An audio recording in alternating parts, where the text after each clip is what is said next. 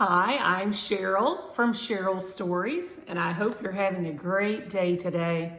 I'd like to read a story to you from my book, The Adventures of Luna. And today's story is called Luna Learns About Thanksgiving. Hey Luna, could you bring me that bowl, please? Cheryl asked her sweet little beagle puppy. Cheryl and Luna were busy as bees preparing some special foods to take to Thanksgiving dinner later that day at Mama and Papa's house. Sure, Luna answered as she scampered to the table to get the bowl. Here you go. Why, thank you, sweet girl, Cheryl answered as she put some cranberry sauce into the oblong bowl. That's some strange looking stuff, Luna observed as she watched Cheryl work. It's jiggly and still shaped like the can, even though it's in the bowl. It is a rather odd food, but it's something that our family eats at every Thanksgiving dinner. I like it a lot, Cheryl added as she began to slice the cranberry sauce. I remember last Thanksgiving, Luna remarked. We had lots of different foods that we don't usually eat at regular meals then too. So why is that? I do love your curiosity today, Luna, Cheryl said as she smiled at her little friend. I think one of the reasons that we eat different foods on this day is so that we can remember the very first Thanksgiving. Oh, Luna said as she perked up her ears, sensing that a good story was coming. So what happened at the first Thanksgiving? Well, it started a long time ago, way back in the 1600s. Wow, that was a long time ago, Luna exclaimed. It really was, Cheryl agreed. She began to cut up a pumpkin as she talked. Back in those days, there weren't very many people that lived in America, so when some people from Britain became unhappy living in that country, they decided to come over here and they made America their new home.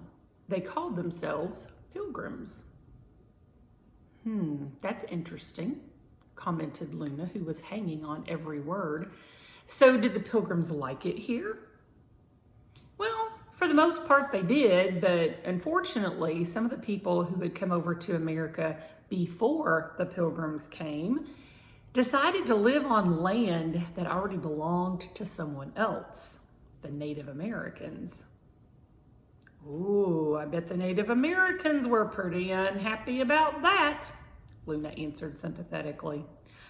I know I don't like it when people mess with my stuff. Yeah, that's exactly how the Native Americans felt about their land, but the British people had already started building their houses on the land and they didn't want to move. The Native Americans and the British settlers fought each other a lot over the land and other problems that came up. That sounds terrible for everybody, Luna said, with some sadness in her voice. So what happened when the Pilgrims came and everybody was already mad at each other? Well, thankfully, the Pilgrims were a very peaceful group of people. They tried to live in harmony with their Native American neighbors. Oh, that's nice, Luna said. So did everything work out pretty well for everybody? Not really, Cheryl said with a shake of her head. There were some disagreements and some frustrations between the two groups. Luna looked sad. So they didn't get along either? Well, actually something happened that distracted them from their problems. The Native Americans noticed that the Pilgrims didn't really know how to live very well in their new country. They didn't know how to grow their own food or even hunt very well.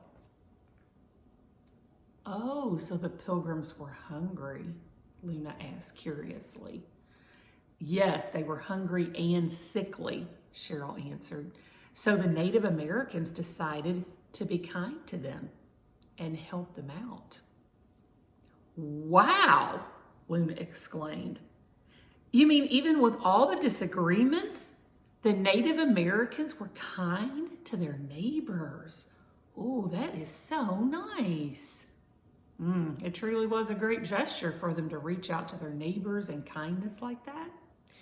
Because of the generosity of the Native Americans, the Pilgrims got the food that they needed.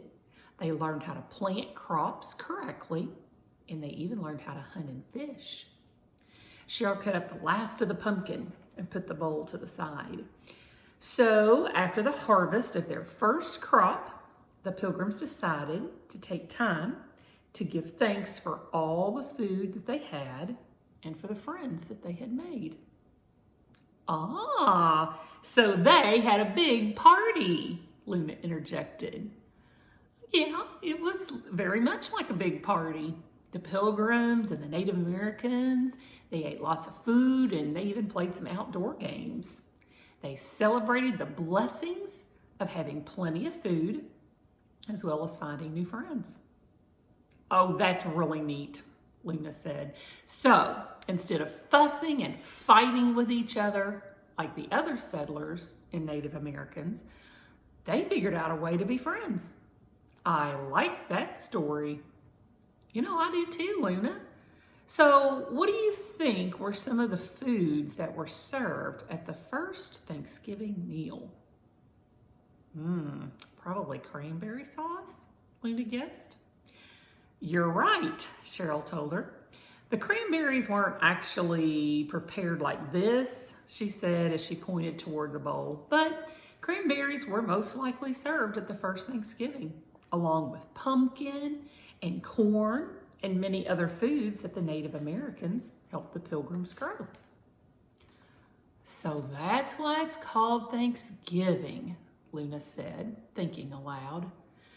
The Pilgrims and the Native Americans were showing how thankful they were to have enough food to eat and to have such good friends.